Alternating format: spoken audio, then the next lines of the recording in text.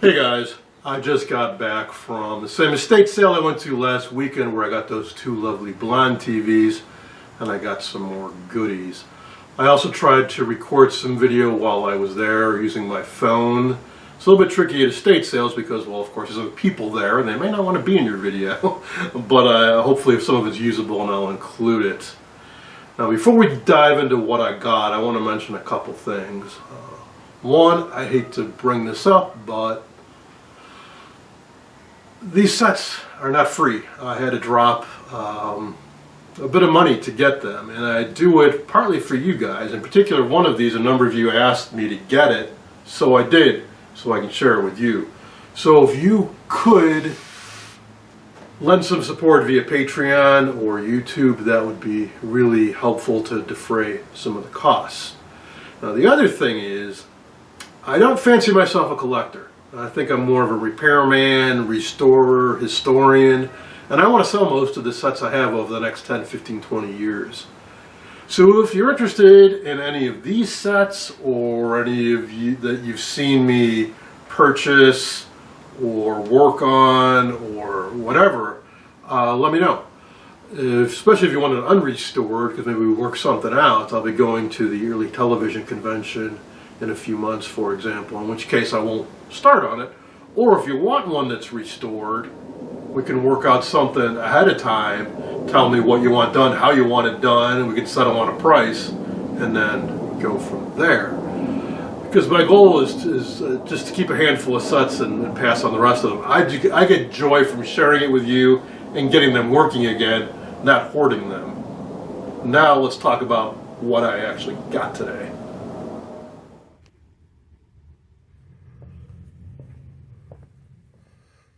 Oh, Muntz is still here.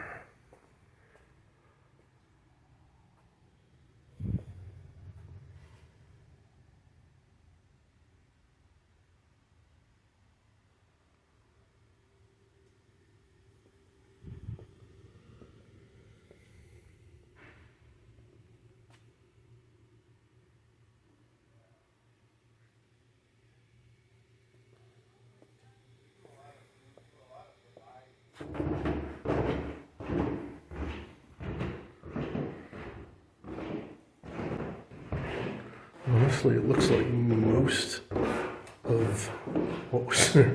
It doesn't look like much has changed since I was last here.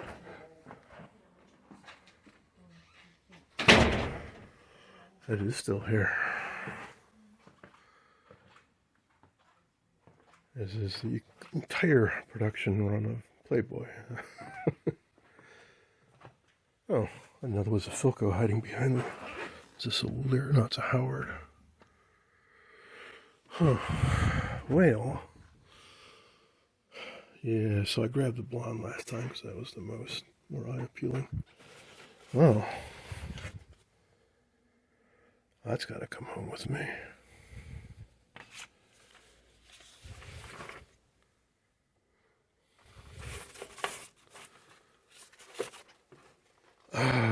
This has condition issues too. Yeah. Oh, it's masking tape. Huh. And then the huge gamble, I'm pretty sure it's a 16-inch, could it be 19? It'll be metal cone. They often go to air and kind of replaceable. Oh, the dew mount is still here too.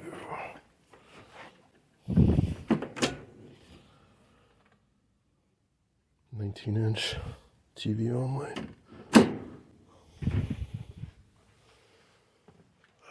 So much stuff.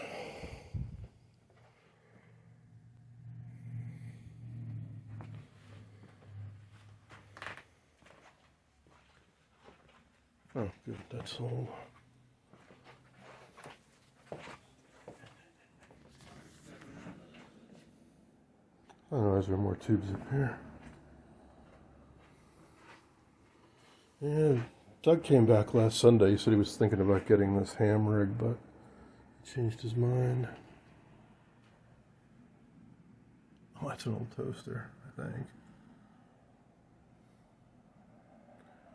Neon sign.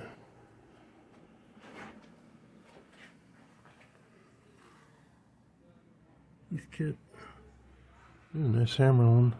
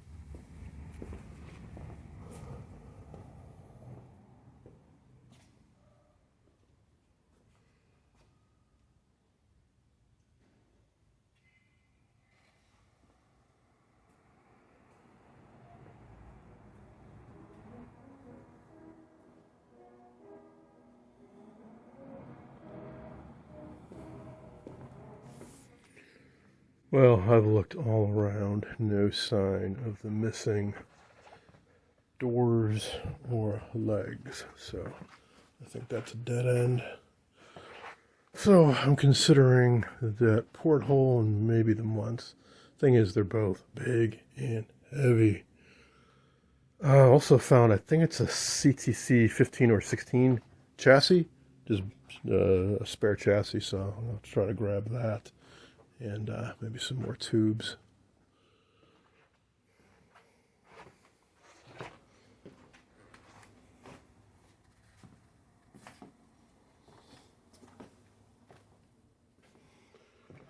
And I was surprised to find that there are just some TVs I didn't even see last time. It's a nice K-Part and Motorola. The cabinet's been stripped.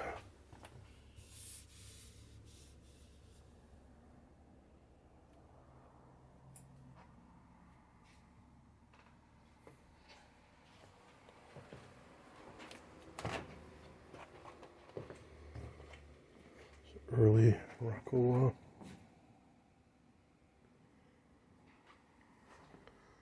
And is that a Mills? And this guy.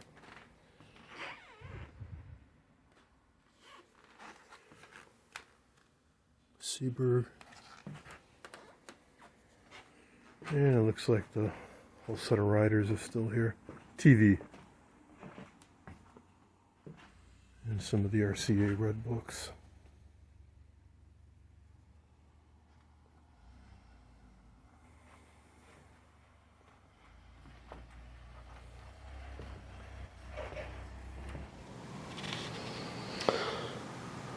All right, so yeah, I got the Muntz. I've never had a Muntz. I've seen other people have them. I know about them, and they're pretty darn uncommon. Madman Muntz, the craziest prices in town. It's growing on me because now that I've seen it close up and from behind, I see there's Muntz labels all over, which is kind of amusing because they were cheap TVs, low-end TVs. Not so much the really early ones, though. They had made some round screen black and white, like in the late 40s, and those were fairly conventional, but definitely the 50s like this. They can be kind of bare bones. So let's look at these tube chart. See, this one isn't so bad. See, you know, people think of their gutless wonders and all that, but not all of them were. So this has, geez, it 1, 2, 3, 4, 5, 6, 7, 8, 9, 10, 11, 12, 13, 14, 15, 16. That has maybe 18 tubes, which is pretty much standard for the time. And 6 BQ6. Yeah, I've seen some where they use a single tube for the horizontal oscillator, an output tube, and they really drive things, but I don't think this is one of those. This might have been one of their higher end sets. But what's cool is it's got Muntz logos all over the place. Run number 26. It's a 27-inch set. I don't see what picture tube it has. But it looks like a standard mid-50s 21-inch black and white. So even if it had some issues, I'm pretty darn sure I have a replacement for it. And it's a nice looking set. It's in good shape. Yeah, it's a big mahogany box, but that's how it goes. But it's real veneer. No faux finish. A little bit of debris behind the safety glass. We can clean that out. Grill cloth's in good shape. Needs a little bit of cleanup.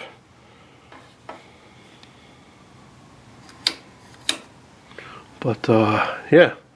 And then the other one is the Zenith porthole. And I gotta charge my camera. Alright, the other set, nice 16-inch Zenith porthole with, it looks like the original owner's manual. I think it's warranty card, service manual. Haven't actually opened this yet. Cabinet's in really good condition. Well, the whole thing's in really good condition. I thought this might be a problem. It's actually masking tape, so I just gotta clean it off. Grill cloth is in excellent condition. So I got high hopes for this. Just gotta keep our fingers crossed the picture tube is good. That's why I left them both facing this way, because next up, gotta take the backs off and check them out inside. Zenith is really well made. It's the model has a separate power supply chassis down below, so it's not the. There's a version that's series strong. This has the power transformer. So, all right. Let's get the backs off and test the picture tubes. Oh, and yeah, I also got a box of random tubes and a couple manuals, troubleshooter's guide, and then 2 copies of this. One's a bit sun faded, I think, and the other one is rather nice. So Sheldon. I've encountered 1 or 2 Sheldon picture tubes. I thought they were rebuilds. No, I'm not quite sure. But what a cool thing. I gotta get one of these framed and up on my wall.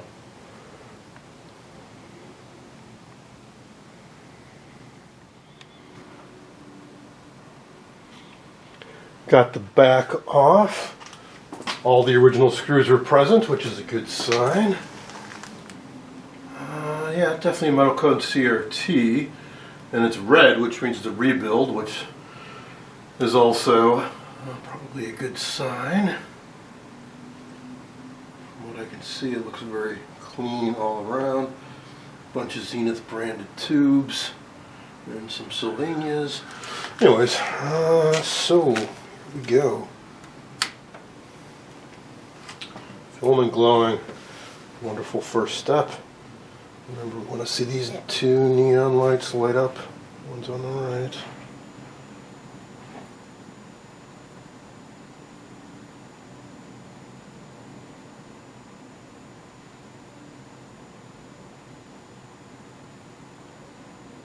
Oh, G1's coming up.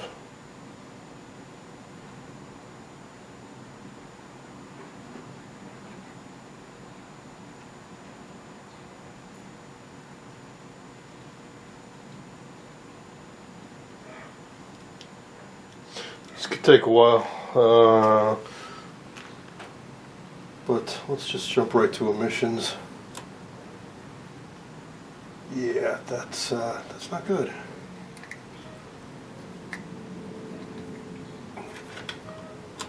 Now I do have an all glass one that I bought for a customer set, but ended up being his metal cone CRT was good, so he didn't need it. So I can potentially put that in this guy. Or I think squirreled away in my storage locker, I do have a good 16 EP4. I found it at a garage sale. Not giving up on this yet by any means. I'm just starting to get an inkling of something. I mean, it hasn't lost its vacuum. Otherwise, that light wouldn't become the filament wouldn't be glowing quite like it is. Alright, well I'm going to start moving things around to make space for these sets in the garage while we let that sit.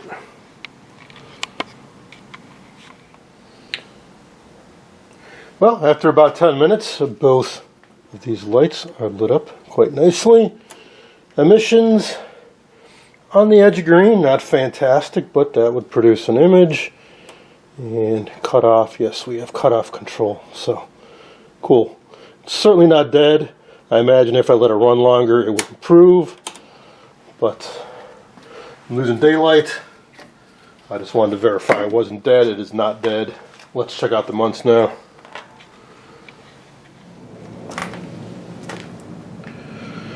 Here we go. Every screw was present on the back of the Muntz. Just got the back off.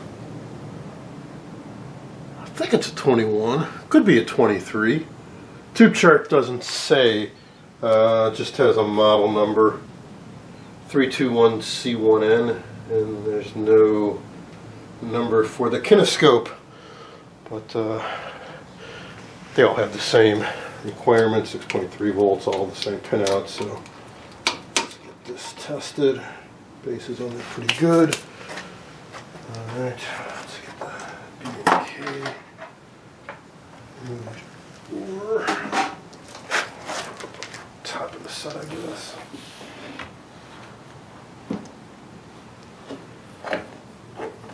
Alrighty.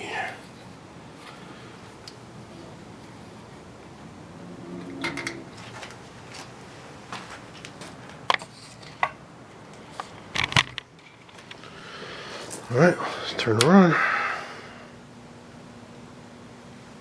Filament's glowing. Down there. See what the old tester has to say. Yep, we got one light.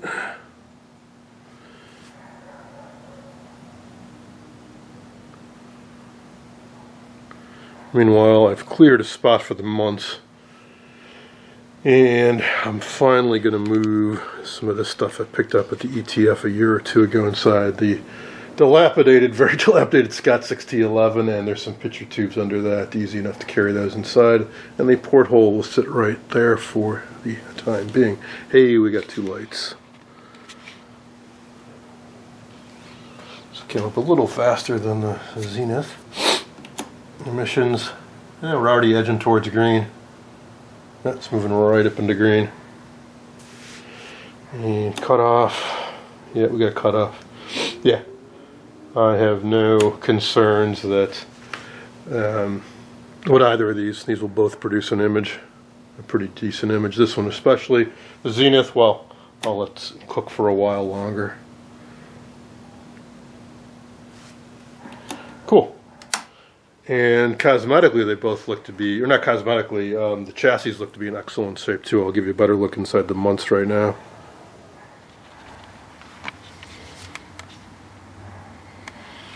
Here we go. Yeah, it is a somewhat sparse chassis, but it's also just a black and white set. It's a pretty large chassis, so you don't need that much stuff on top. But yeah, it does look to be a little more minimal than what I'm used to seeing, especially in the tuner. So there's a tuner, and there's the IF. Looks like it has 3 stages of video IF maybe, and 2 of audio, and that must be the audio output tube. So up front there on the left, that's your tuner with the 2 tubes, and this is your video and audio IF and audio output. That's probably the video output tube, or no, that maybe where that yellow wire is, because that's going right to the CRT socket. And then there's our high voltage box, our filter caps. Rectifier tube maybe, odd place for it. I'm not sure it has a power transformer or not. Let's check out the speaker. Yeah, pretty good sized speaker down there. So for all the crap that these Muntz sets get, doesn't look bad to me. I've seen cheaper.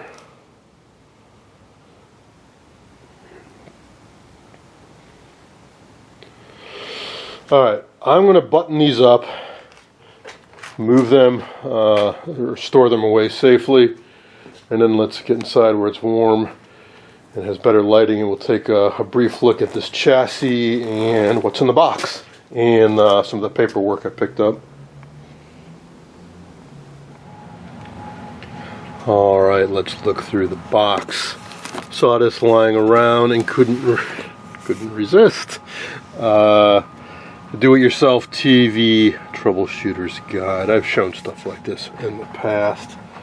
It's usually a little silly, but this one's a little more elaborate.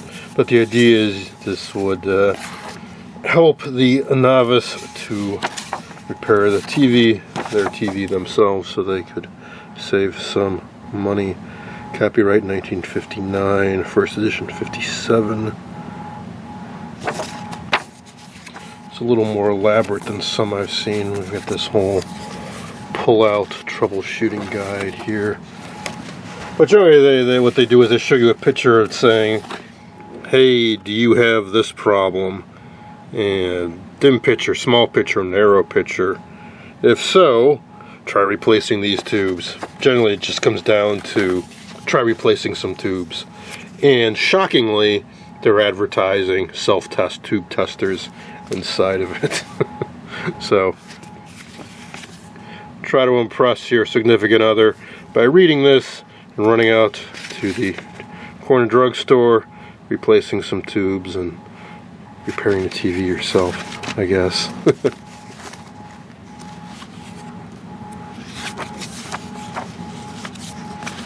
Jeez, they even give you a whole checklist to go through.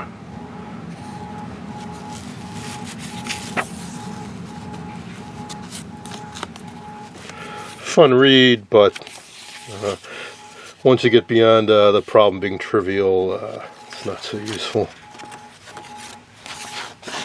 Alright, so I got a whole bunch of used TV tubes. First time around, I'll post a video where I went through those shortly. But this time I went back and realized I missed some stuff. Got some controls and a whole mess more tubes. 6KY6, that's a new one on me. Gotta be a newer type. Now you might be thinking, hey, with all these tubes you've been picking up, geez, like, how many tubes does a guy need? It's not the number of tubes, it's the tubes types. So like 17 CT3 looks like a portable TV damper tube. No, I don't need that. What I need are things like 6CG7s. 11JE8, yeah, so these are like newer series strong type tubes. 7KY6.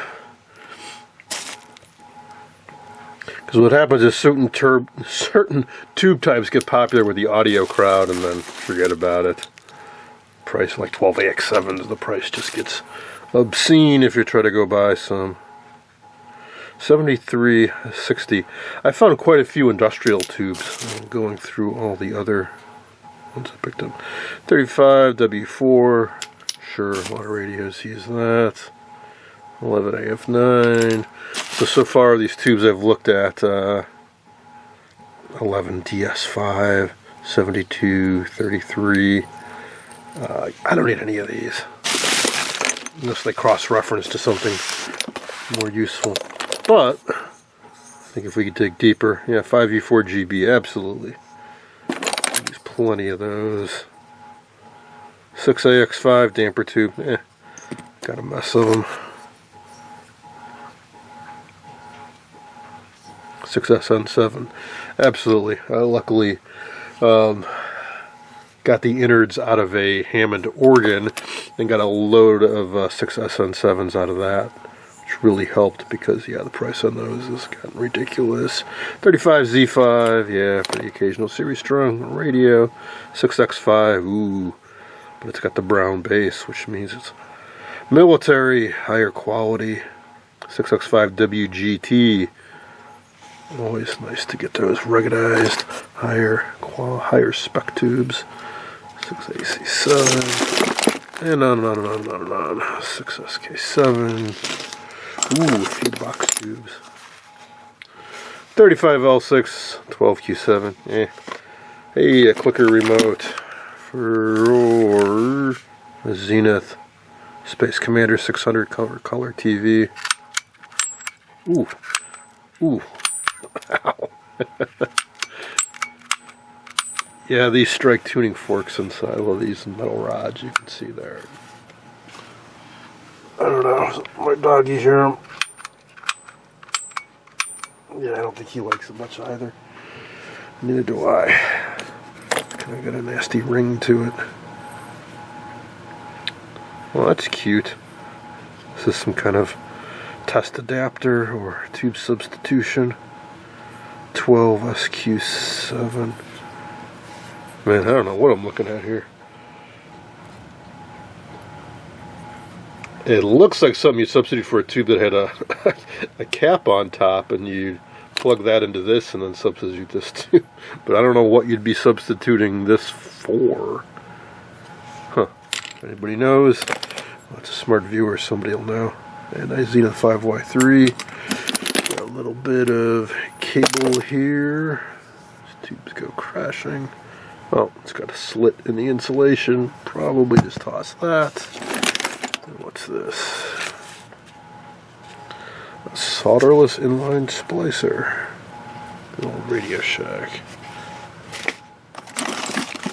And a lot of dirt and debris. Oh geez, I haven't seen one of these in a while.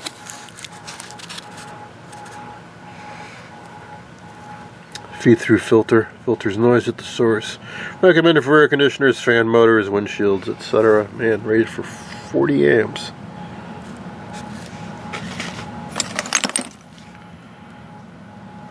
Another solderless inline type connector. 35Z5 switch. Some kind of splicing, something or another. Doubt I'll have any need for that. Oof. That's probably for a car radio or something, huh? Something that slides in there and hits those contacts. I haven't seen one of these in a while either, or needed one in ages. UHF VHF splitter.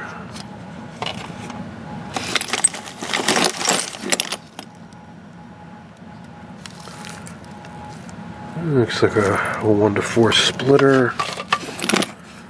Yeah, I can't remember. Ooh, nice Sonora branded tube. And now somebody pointed out when I was going on about the Zenith Porthole having a Zenith branded tube. Yeah, Zenith didn't make tubes. Very few people made tubes. They would just get them made with their name put on them. RCA made tubes. Sylvania made tubes. Tung Sol made tubes. But people like Admiral, Motorola, I don't think they made their own tubes. They would order them and have their name printed on them. And usually it's a different ink, different font.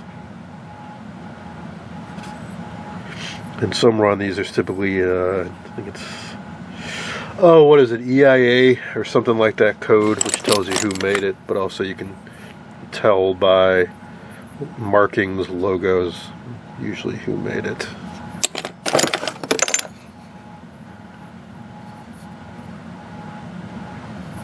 So like GE, yeah, that's probably GE made that.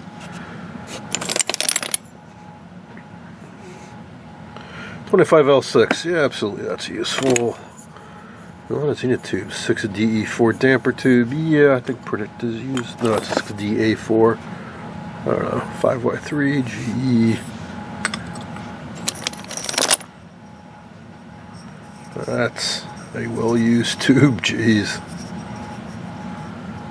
Now, somebody must have gone through these tubes, because looking through the other boxes of tubes and this box, there are no real goodies there. Now, upstairs at the estate, somebody did find some WD-11s, I think, like in the box, and those were priced at 40 bucks a pop and pulled out. But I found a few 12AX7s and a few 6L6s, but nothing really good. No, notice no like color TV horizontal output tube. Notice no nice audio tubes. Yeah, okay, 12AU7 Philco. I've found 12AU7s, 12AX7s, 12AT7s. Oof. This tube must have been abused a bit. The mica support is broken off. I'll toss that. Yeah, nice Black and white TV early damper tube.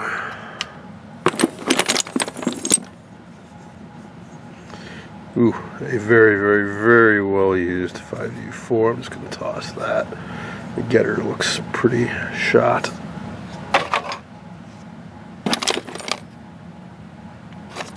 Just wondering, why do I bother messing around with all these used tubes?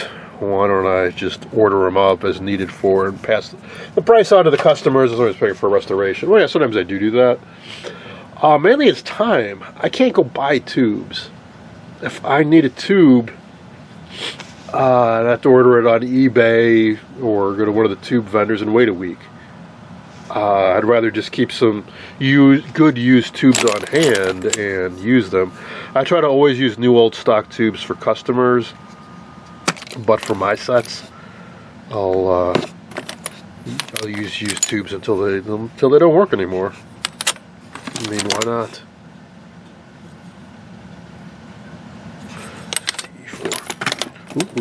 Ooh. Maybe you see something like that, you know, it's an older tube, maybe it's something good. Oh yes, it's an I-tube. RCA, what type? I do not see a number. I'll figure it out. But yeah, always nice to get an I-tube. Just gotta hope it's nice and strong. I'll put that one aside. Plus, I just think it's interesting and fun, just because you never know what you might find in here.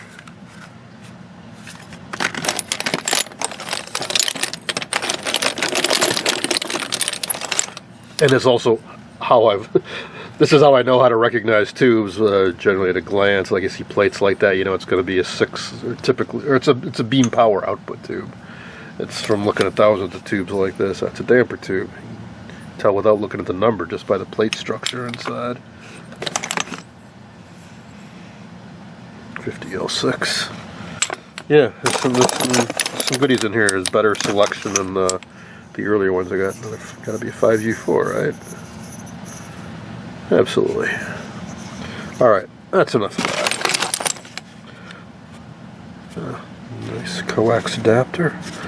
Let's wrap things up with looking through the paperwork that came with that porthole. Oh yeah, I almost forgot, we got this color TV chassis too. It looks similar to the CTC 15 or 16s I've been working on off and on for a few months now. This looks a little different. Oh, CTC 12A. That would explain it. Figured it was RCA as it has a nice mounting bracket for the tuner. 6 DQ5 output, 6 DW4 damper. I don't know how different this is from later ones. Main reason I got it, well, because I could, but I'm also figuring that the flyback might have some value. Let me try to tip this up so you get a better look at it. Alrighty, took a couple screws off and then the whole thing comes out.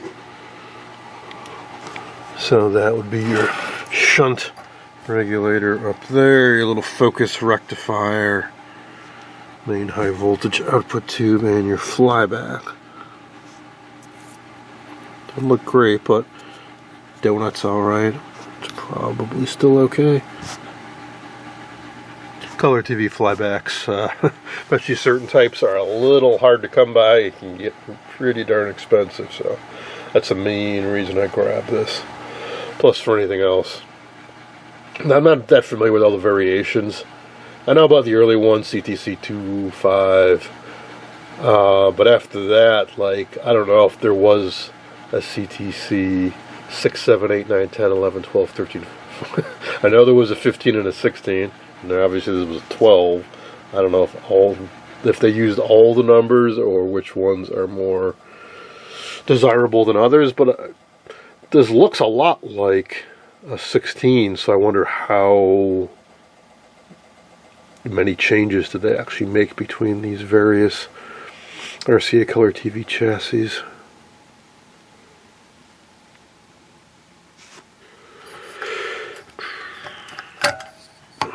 X-ray hazards go, this is one of your main sources of X-rays. And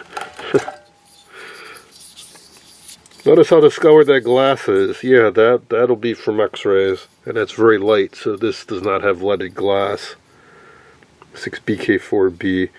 The later ones are what, 6EL4, something like that, and they're heavy because they use leaded glass in them. But yeah, this one, heck, it could be the original tube. Looks like it's seen better days. I saw somebody online asking the other day about the term kinescope, thinking that was a really archaic term, like pre-war. Well, hey, this is from the late 50s, early 60s, and they're still calling it a kinescope. Anywho, so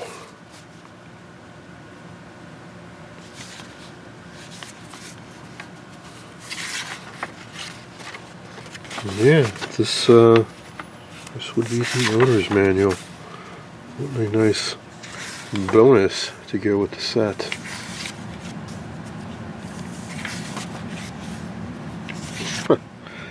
Well, that's cool. Somebody filled out the registration card, but it's still here. Very nice penmanship. Charles Spurlock. So, I guess it's been in Chicago its whole life. Date of installation, 9/9/1950. Found a date on that Muntz, by the way, 1953.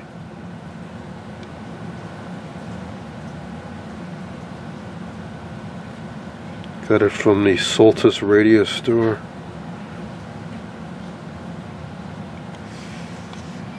Nice little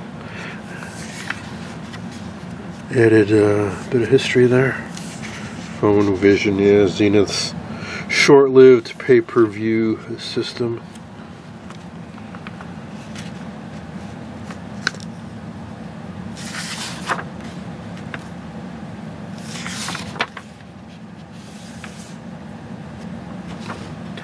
Neat. And then this, which I think I might already have a copy of. Nice to have. I think these have been scanned and are available for free download from the Early Television Foundation website. Very comprehensive service manuals. Better than the Sam's, that's for sure. So, yeah, it'd be a lot of fun getting the set back to life.